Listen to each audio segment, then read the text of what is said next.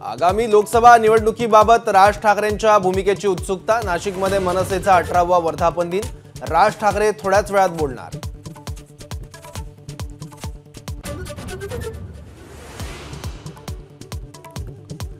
दिल्लीतील महायुतीच्या बैठकीत जागा वाटपावर कुठलाही तोडगा निघाला नाही। महायुतीतील सूत्रांची माहिती, 2 दिवसानंतर दिल्लीत होणाऱ्या बैठकीत जागा वाटप अंतिम होण्याची शक्यता।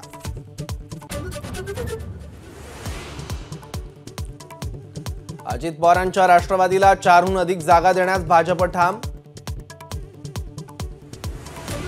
नकार। बारामती, रायगड राष्ट्रवादीला सोडणार। उर्वरित 2 जागांचा निर्णय। अमित शहांची बैठकीनंतर सूत्रांची माहिती।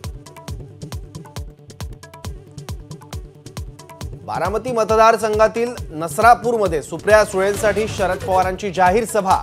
बाळासाहेब थोरात, संजय राऊत उपस्थित राहणार। काँग्रेसचे आमदार संग्राम थोपटेही सभेला येणार।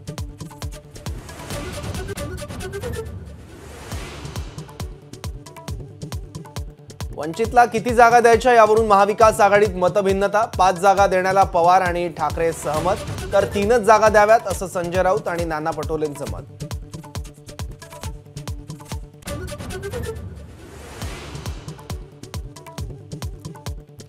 मध्य प्रदेशची राजधानी भोपाळमध्ये मंत्रालय इमारतीला आग। वल्लभ भवनचे 4 मजले आगीच्या भक्षस्थानी। आगीत मोठ्या प्रमाणात दस्तावेज जळाल्याची माहिती।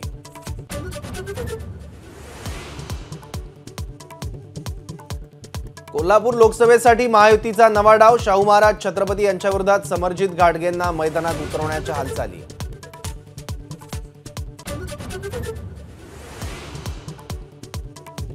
भास्कर जाधवांचं कार्यकर्त्यांना भावनिक पत्र। आपल्यासोबत विश्वासघातकी राजकारण खेळलं गेल्याचा दावा।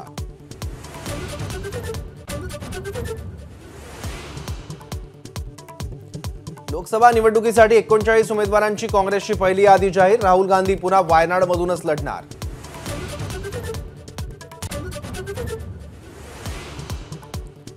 रामेश्वरम कॅफे स्फोटाप्रकरणी संशयित आरोपी पुण्यात असल्याचा एनआयएला संशय। पुण्यातील कोंढवा भागात या संशयिताचा शोध सुरू।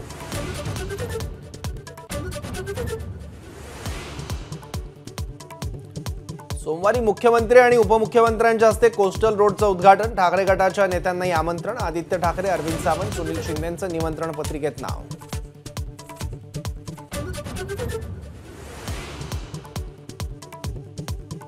कन्नडमधील साखर कारखान्यावरील कारवाईनंतर रोहित पवारांचं पत्र जारी। राजकीय सुडापोटी कारवाई झाल्याचा आरोप।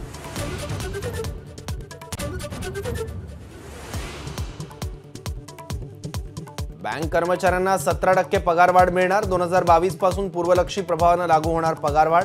8 लाख कर्मचाऱ्यांना लाभ। एबीपी माझा, उघडा डोळे बघा नीट।